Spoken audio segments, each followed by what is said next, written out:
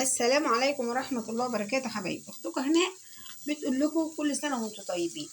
المفروض النهارده ان انا كانت اكلتي بصراحة عندي لوبيا بلحمة بكفتة رز ومجهزة، وان انا حاجة اسخنها بس واروح عاملة لها شوية رز. تمام، وادي شوية الرز اللي انا عملتهم ليه حبة واحدة وواحدة. تمام يا حبايبي، يا دوبك هو اتشرب، بس انا شايلة الغطا وبس هحطه تاني عشان يكمل سواه. انا مغطية عليه، ولكني انا طمعت في ايه؟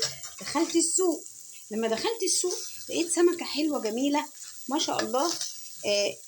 السماك اللي انا بعمل عنده بيديني السمك بصراحة ب60 وب55. انا جبت النهاردة ب40. تمام يا حبايبي، وشويته في البيت. لقيت كام سمك كده نضيف وحلو، فطمعت في ايه؟ انا بصراحة جايباه على ان اقلي. بص السمك كبير ازاي ما شاء الله، والله اكبر، ومصحصح ازاي. اشيله، انضفه، اتبله، احطه في الفريزر. بص يا جماعه، هي تبان ان انا وفرت 10 جنيه في الكيلو. تمام، اولا انا بحب شوي البيت، ثانيا انا موفر 30 جنيه في 3 كيلو. بالنسبه لي تفرق معايا. يعني ايه؟ يعني اللي تقدر توفر على نفسها معلش وتساعد نفسها ان الدنيا تهدى وتتلم شوية يكون احسن. كانت معاكم اختكم هناء ابراهيم، والسلام عليكم ورحمة الله وبركاته.